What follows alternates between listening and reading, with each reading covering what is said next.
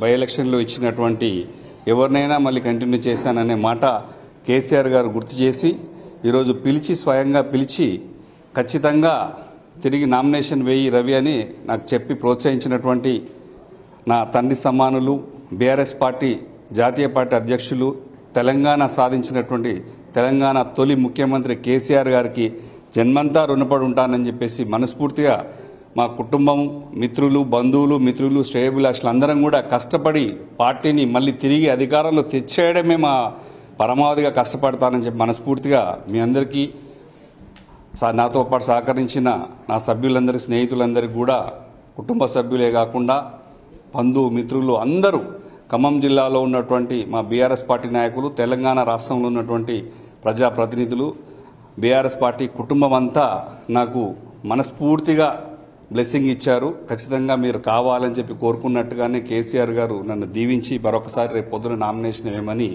నా పేరు సూచించారు.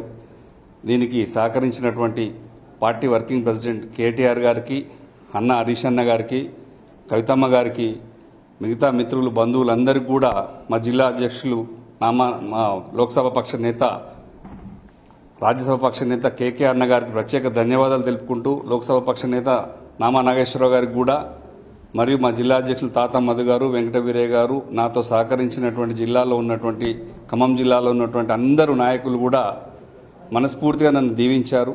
కేసీఆర్ గారు ఖచ్చితంగా రేపు పొద్దున నామినేషన్ వేసి గెలిచి పార్టీని మనం పునర్వైభవం తీసుకొచ్చే విధంగా కష్టపడాలని చెప్పేసి అందరం అనుకున్నాం. ఖచ్చితంగా అదే జరుగుతుంది. మళ్ళీ ఖచ్చితంగా తెలంగాణనే సాధించగా లేని ఇది ఒక పెద్ద లెక్క కాదు, కష్టపడతాం. నిన్న నల్గొండలో తొలి సభ చూశారు. కేసీఆర్ గారు ఆరోగ్యం కుదుటపడ్డ తర్వాత బ్రహ్మాండంగా సక్సెస్ అయింది. పార్టీలో ప్రజల్లోకి పార్టీని తీసుకుపోవడమే పరమావధిగా కష్టపడుతూ రేపు పొద్దున నామినేషన్ వేసిన తర్వాత మళ్ళీ కలుస్తాను. ఇప్పటిదాకా సహకరించిన అందరికీ పేరు పేరున హృదయపూర్వక ధన్యవాదాలు తెలుపుకోండి. Thank you for all.